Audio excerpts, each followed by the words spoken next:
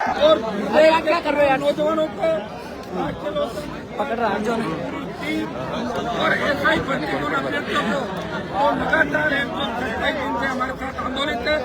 इस दरमियान हमने जेल पर आंदोलन करा, बहुत से बच्चे 1.5 लाख की रैली हमने करी, गवर्नर से मिले, लोकसभा मामला उठाया और पार्टी मीटिंग के अंदर मामला उठाया। नड्डा जी लोकसभा अंदर आगे बढ़े कैमरे नीचे करो भाई,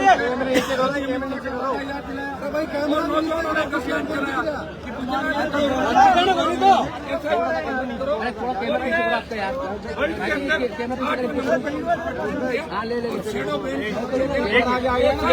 को लेके साहब आपको बधाई हो, उनको क्या लेना राजस्थान के, लेकिन वो लोग हमारे देख रहे हैं हनुमान जी जो लड़ाई लड़ रहे हैं सच्चे की लड़ाई है। कांग्रेस नेता काम चालू किया, मोबाइल करो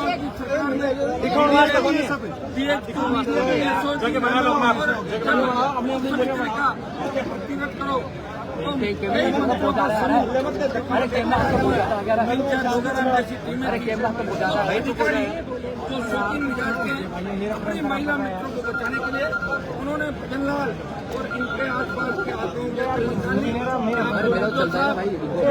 नहीं करनी है, कोर्ट जाने, उनका काम जाने, और ये साबित कर दिया भजनलाल जी ने कि वो अक्षम है, वो सक्षम नहीं है, वो कुछ नहीं कर सकते। आखिर हाईकोर्ट को ही न्याय देना पड़ा, ये संदेश पूरे देश के अंदर गया। इस भर्ती रद्द से न्यायपालिका में आमजन का विश्वास बढ़ा, नौजवानों का विश्वास बढ़ा। अब कोई ये नहीं कह सकता कि लोकतंत्र के तो तीन स्तंभ है, विधायिका, कार्यपालिका, प्रेस और न्यायपालिका लड़ रहे हैं आमजन के लिए। हमारे जैसे नौजवान लड़ाई लड़ रहे हैं आमजन के लिए। सत्ता को ठोकर मार के हम सड़कों को पूरी जान से समर्पित राजस्थान को जिताने के लिए पार्टी बनाकर संदेश दिया और देश के लिए मैसेज दिया। अब राजस्थान में लड़ा के आगे अरल के बाद पार्टी आदिवासी और जो नकली लोग थे जो पार्टियां बनाने की बात करते थे उनकी दुकानों की भी ताले लग गए, उनका सामान खत्म हो गया। इसलिए वो बरसाती मेंढकों की तरह उल्लुओं की तरह उछल रहे। अब उनके पास कुछ भी नहीं बचा सिवाय तथ्यहीन बातों के और तथ्यहीन आरोपों को, कुछ भी नहीं बचा। ऐसा ही भर्ती जो रद्द हुई है ये हम सब की जीत है, राजस्थान की जीत है। विशेष कल गणेश चतुर्थी थी और गणेश जी को मैं मेरे घर पे बच्चे मेरे गणेश जी को बहुत मानते हैं। और आप देखिए गणेश जी के जयकारे के साथ वीर तेजा जी के जयकारे के साथ चलता हूँ तो गणेश जी महाराज ने तो वीर तेजा दशमी का कार्यक्रम में तेजा जी के मेले भरेंगे।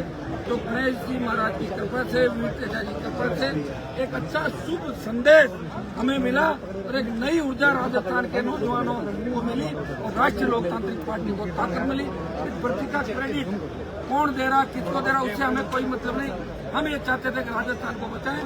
560 जो फर्जी थानेदार बनकर के थानों में लग जाते तो राजस्थान को लूट लेते, बर्बाद कर देते, न हमारी बेटियां सुरक्षित रहती न हमारे बच्चे सुरक्षित रहते। इस हाईकोर्ट के फैसले ने और आरएलपी के बड़े आंदोलन ने भाजपा की पोल खोली, कांग्रेस के उन बड़े मगरमच्छों की पोल खोली जो चुप्पी साध के बैठे थे और न्यायपालिका में लोग बच्चों का विश्वास बढ़ाया, राजस्थान की जनता का विश्वास बढ़ाया और बहुत बड़ी जीत आरएलपी के आंदोलन की बड़ी जीत हुई। और आप सबका इसके अंदर बहुत बड़ा सहयोग है और आपको बहुत बहुत धन्यवाद कि आपने हमेशा हमारा साथ दिया। किरोड़ीलाल मीणा का जिस तरह से आपकी तिथि लोग जो सुनिए मेरी बात, देखिए जैसे उम्र में 20-25 साल जो है वो सम्मान में उनका करता हूँ। तो मेरे पिताजी के साथ विदाई करेंगे 85 के दौर पर मेरे फादर 77 में बन गए थे, वो लेट आए और यूनिवर्सिटी अध्यक्ष रहते होगी। हमेशा जब डॉक्टर साहब दुख के दिनों में थे मैं बहुत तकलीफ में एक उत्तरी का मामला था, सीबीआई को आप राजस्थान में ऐसा कुछ खाली मीणाओं से कुछ नहीं होगा। और मैं लड़ रहा था राजस्थान में और हमने लड़ाई लड़ी, लेकिन बीकानेर बाढ़ में और नागौर की रैलियों का मैं डॉक्टर साहब आए और उसके बाद चुनाव हो रही है। और हमेशा मुझे कहते थे कि वसुंधरा ऐसी है, इसकी मम्मी ऐसी है, इसका परिवार ऐसा है। तो क्या खराब है? ऐसा है वैसा है, और इस तरह की बातें वो करते थे। मैं वो माता जी को नहीं जानता, इनके परिवार को नहीं जानता, लेकिन वो कहते थे ये है वो है, मैं अरुण जेटली जी से बात करूँगा, मैं अटल जी से करूँगा, फलाना करूँगा। तो फिर मेरे पास एक दिन मैं इनके घर बैठा था, मुझे कहा था आप खाना खाओ, हम लोग विधानसभा चल रहे हैं, क्योंकि अकेले नहीं जाते थे। रमेश मीणा और हुल्ला पता नहीं कब हमला करते हैं, ये हमेशा मेरे को साथ रखते थे कि कम से कम एक आदमी बचाने वाला तो मेरे साथ रहेगा। मैं इनके साथ तो मेरा बड़ा स्नेह था, लेकिन अचानक फोन आया कि आप तो विधानसभा चलो, मैं कहीं जाके आ रहा हूँ। और आधा घंटे बाद पता लगा कि वसुंधरा के कदमों में पड़े हुए थे और भारतीय जनता पार्टी ज्वाइन कर। कहाँ गया थर्ड मोर्चा, कहाँ गई नई पार्टी? गोविंदा के अंदर एक पार्टी बनाने की बात करी और जब पर्दा खोला, मैंने कहा डॉक्टर साहब ये तो सिंह जी की पार्टी है, अगाथा बेटी की कार्यक्रम। मैंने कहा मैं नहीं हूँ आपके साथ, तो मैं यहाँ नाराज होकर आ गया। मैंने कहा पार्टी बनानी थी, आप क्यों धोखा दे रहे हो?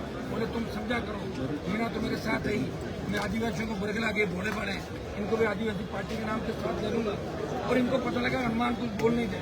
सुबह 5 बजे मेरे घर आ गए एमएलए पर, बोले आप बयान मत देना, आप जहाँ चाहे रहो, लेकिन मुझे अब इसी से काम चलाना पड़ेगा। मेरा शर्मा जी से और दूसरे लोगों से कमिटमेंट हो गया, मेरा सौदा तय हो गया। उन्होंने पार्टी नहीं बनाई, राजस्थान की जनता की आंखों में धूल झोंकी, और 66 साल बाद पार्टी अगर बनाई, हनुमान बेनीवाल ने बनाई, मेरी उनसे कोई नाराजगी भी नहीं थी। लेकिन आज का जो उनका व्यवहार उनसे मैं आज हूँ किस तरह शुरू करना की बात। डॉक्टर साहब 4-5 जिलों के नेता है, राजस्थान के नेता है, और हनुमान बेनीवाल पूरे देश के अंदर सम्मान के साथ नाम लिया जाता है। हनुमान बेनीवाल किसान आंदोलन के अंदर जब डॉक्टर साहब कह रहे थे कि आतंकी बैठे हैं बॉर्डर पे, मोदी जी अच्छा बिल आए, तो मैं लड़ रहा था कि बिल अच्छे नहीं है, किसान बिल वापिस होने चाहिए। और अग्निवीर आया तो भी अग्निवीर का समर्थन मिला। पहलवान बेटियों के लिए बोले कि ये तो लड़कियां ऐसी है पहलवान बेटियां, मैं गया उनको न्याय दिलाने, हमेशा मैं लड़ता रहा।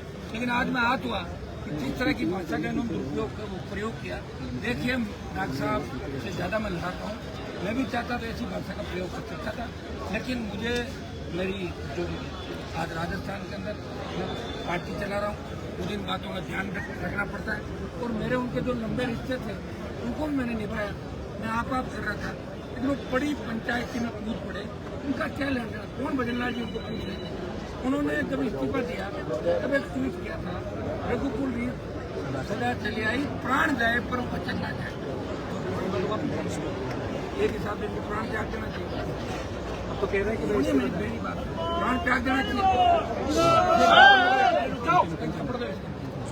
प्राण त्याग देना चाहिए, प्राण वो नहीं त्याग सकते। मुझे पता है तो कुछ दोस्त रेलवे स्टेशन की बात मेरे लिए कह रहे थे, अगर मैं नहीं होता तो पुलिस के कितने डंडे मैंने उनके डंडे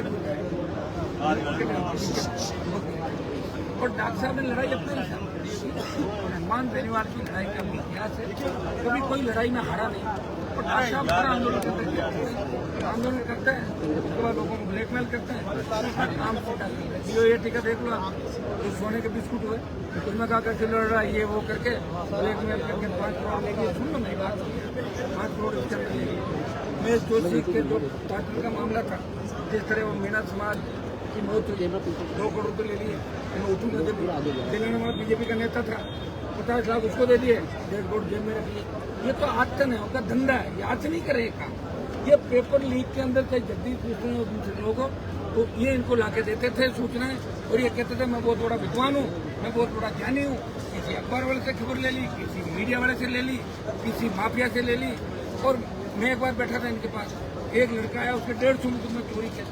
डॉक्टर साहब ऐसे लोगों को खराब करते हैं, मैंने समझा करो अपने समाज का है, रखना पड़ता है। हम तो नहीं, वो बार बार कहते हैं कि आरएलपी पार्टी की पोल खोलूंगा, आरएलपी पार्टी तो मैं ही हूँ, खाली पार्टी तो हम कर किसी पोल खोलूंगा। जब भी कोई आपको बेईमान दिखे मुझे बता दें, मैं तुरंत उसको निकाल दूंगा। लेकिन आपकी तरह ऐसे नहीं कि भजनलाल के खिलाफ दिन भर गाली गलौज करना, 2 साल में भजनलाल के साथ खड़ा नहीं होगा। भाई को टिकट दिला दी, अगर खास साथ जाते, भाई नहीं आता, भाई परेशान है, हरा दिया इन्होंने, और अब भजनलाल के साथ हेलीकॉप्टर में घूम रहे हैं। अपनी बात को 70 साल उम्र हो गई, 70 साल उम्र हो गई, 2, 5, 7, 10, 15, 20 साल कितना भगवान करे, हम तो चाहते हैं आप 100 साल की उम्र आपकी, लेकिन इस तरह बोखलाट में, हाँ ये सही है आपका स्वास्थ्य जिससे नहीं 18-20 बोली लेते हैं, 18-20 लेते हैं। इन सबको योग प्राणायाम करना चाहिए। ये सिर्फ पॉपुलरिटी के लिए कि क्रेडिट हनुमान बेनीवाल आरोपी हो जा रहा है, इसलिए मैं कूद पड़ूँ, चाहे मुझे अभद्र भाषा का प्रयोग करना पड़े। बताओ, मैंने कुछ भी नहीं बोला, आप देखना, आप इस तरह ये इसलिए करे थे वो फोन पे मेरे सामने अपने से तो पता था फोन में तो निकलने से आने से बोल दो जो बोलना था बंद कर लिया, लेकिन मैंने संयमित तरीके से बात की और जो उन्होंने आरोप अपने घर पे लगाए आप एक एक करके मुझे बता दें, उनका जवाब सुब्रता चौधरी वाला क्या मामला बता रहे हैं कि मुझे नहीं पता। सुनो, मुझे पता ही नहीं कि 2008 में तो देवतराम डांगा और उम्मीदवार हमने मेरे स्पर्धा में चुनाव और नेता प्रतिपक्ष रमेश स्टूडियो चुनाव मेरे समझ अच्छे टाइम ये भी सब लोगों की इच्छा थी, चुनाव लड़ाया पार्टी का। उसके बाद सब कार्यकारिणी बंद हो गई। आज वो कहाँ है कहाँ नहीं है, मेरी किसी तरह की बात नहीं, मेरी पार्टी तो मेरे सामने खड़ी है। अब मैं संकल्प का विस्तार करूंगा और उसका भी अगर कोई कागज डाल सकता है तो आरोप प्रत्यारोप क्यों लगा रहे हैं, इनकी सरकार है, गिरफ्तार करने को मना कौन कर रहा है? राज्यसभा चुनाव को लेकर वो कह रहे हैं कि हनुमान बेनीवाल मेरे घर पर आते थे, यहाँ पर मेरी डील होती थी, पैसे मांगते थे। सुनिए मेरी बात, ऐसा है सिर्फ कौन से राज्यसभा चुनाव के मुझे बताओ, एक दूसरे राज्यसभा के लड़े वो नहीं कमल मुरारका का जो चुनाव था उसमें किरोड़ीलाल मीणा सचिन पायलट की किरोड़ीलाल मीणा से मेरी बात करी, सचिन पायलट किरोड़ीलाल की नहीं बोल रही थी। पायलट का टेलीफोन मेरे पास आया, रामेश्वर टूडू, सचिन पायलट और नवलगढ़ के राजकुमार, हम चाह रहे थे कि बीजेपी को कड़ी टक्कर दी जाए और कैंडिडेट खड़ा किया जाए, हमारी इच्छा ही थी। अगर निर्णय लेकर मेरा एक वोट था तो पायलट ने कहा कि आप डॉक्टर से बात करो, 4 वोट किए, मेरे समझ में ठीक से बैठ की बात हो गई सारी। उसके बाद की कहानी क्या है, ये तो 10 साल बाद अगर सुन रहा हूँ तो चुनाव हुए शायद 2015, 16 में। तो अब क्या डॉक्टर साहब को एकदम मुझे सपना आ गया और ये मेरे पे पैसों का आरोप लगा रहे हैं, क्या डॉक्टर साहब दलाली कर रहे थे, उनके पास है ना पैसा रखा हुआ, बताओ तो आप पूछते उनको कि आप पैसे का ठेका आपने लिया था क्या मुराद, या आपके कहने से कैंडिडेट खड़ा हुआ था? कैंडिडेट खड़ा किया था कांग्रेस पार्टी ने, 3-4 वोट इनके थे, एक मेरा निर्दलीय का वोट था और हमें मिलके 2-4 वोट करके उनको चुनाव जीतना था। मैं सुभाष चंद्र और मैं बीजेपी के साथ, बीजेपी पार्टी के साथ मैंने कहा भैया को बहिष्कार करूंगा, ये निर्दलीय निर्दलीय लड़ा। ये आरोप प्रत्यारोप तो उठा गया, डॉक्टर साहब को कि कोई सबूत कहते हैं मेरे पास जो इतने मेरे पास इतने सबूत है, अगर मैं दूँ तो डॉक्टर साहब मुझे लग रहा है वो तो कह रहे हैं कि मैं मंत्री रहना नहीं चाहता, वो छोड़ दो तो कौन मना कर रहा है? मैं पोस्ट बना देता हूँ, आज राष्ट्रीय लोकतांत्रिक पार्टी सारी मर्यादा इसलिए तोड़ देना, क्रेडिट मुझे मिले, कैसा ही भर्ती मैंने करा था भजनलाल जी से, तो धरने में बाद में बैठा था, मना किसने किया? मना नहीं किया था, तो मेरा तो बिजली का कनेक्शन किस तरह का 5 करोड़ जो MLA लेट मुझे मिलती है। डॉक्टर साहब ने मेरा MLA लेट के रुपया कि हनुमान बेनीवाल को 5 करोड़ रुपये नहीं मिलने चाहिए, इसको चुनाव हराना, इससे ऊंची हरकत नहीं हो सकती। मैंने कभी ये बात नहीं की।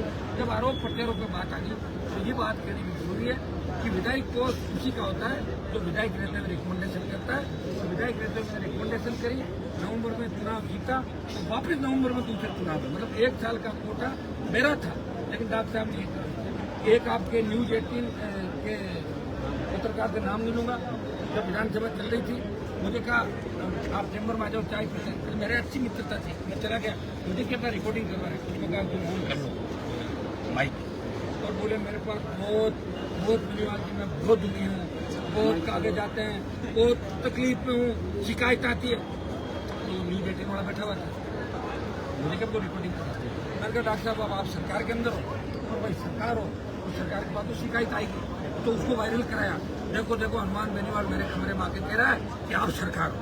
मैं आपको क्या मानता हूँ? मैं मोदी को नहीं मानता, आप जैसे पता नहीं हजारों लोग मैं मानता हूँ जबरदस्ती, लेकिन इस तरह का धंधा है रिकॉर्डिंग करना, ब्लैकमेल करना, लोगों को दबाना। एस.एन. गुप्ता जी मुझे कह रहे थे, श्याम सुंदर काबरा हमारे मुझे बोला साहब मैं आपकी कोई बात कर रहा हूँ लेकिन मेरी कोई बात नहीं है, डॉक्टर साहब को ये 100 दिनों से मैंने 200 रुपये दिखाई देते हैं, जब 13 के अंदर जो हेलीकॉप्टर देते 8 के अंदर देते, 200 करोड़ रुपए ऐसे भुगतान का मैंने दिलाए। श्याम सुंदर काबरा नया पैसे तीन होते। तो डॉक्टर उसका जवाब दे दे, 100 किलो से पैसा लेके किसको दिया आप बताओ? हेलीकॉप्टर उसी का उड़ाया। ऐसा ही भर्ती आपस में दोनों नेताओं के पर्सनली हो गई। उनका क्या मतलब? वो कहाँ ऐसा ही भर्ती है? फिलहाल क्या नौकरी कर रहे हैं? हम लड़ रहे थे सड़क पे, ये डीजे बजाए ना, देखा नहीं आपके सामने बज रहा है? डीजे बजे थे क्या? कमिश्नरेट के आगे डीजे बजे थे क्या पहले कभी?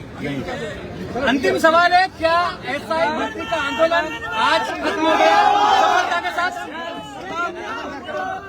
सफलता के साथ भर्ती का आंदोलन सफल हो गया और आवश्यकता पड़ी तो वापस शुरू हो जाएंगे सड़कों। हमें कौन रोक रहा है? सड़कें हमारी, नौजवान हमारा, पूरा देश हमारा, और हमारा कोई आला कमान नहीं।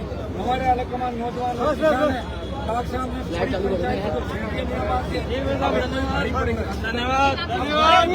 लोगों को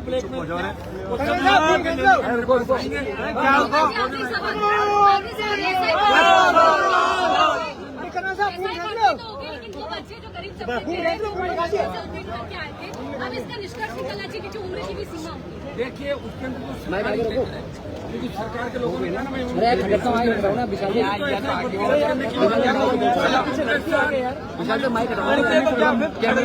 जो ईमानदार लोग हैं सिलेक्शन हो जाएगा। हम भी तो हार जाते हैं चुनाव, हमने तो चुनाव हारने लायक आदमी थोड़े। मेरे यहाँ काम करने वाले ने मुझे हरा दिया शुरू करके, तो मेरे यहाँ काम करता था कोई चीज का घंटा कई बार गलत निर्णय करते थे। तो जो वो कहता है ना कि खून पीसता है वोट के साथ खून पीसता है, तो गाँव के साथ खून तो पीसता है। एसआई भर्ती का मुख्य सूत्रधार कौन है आपकी नजर में? मेरी नजर में तो फ्लोरी लाल जी है।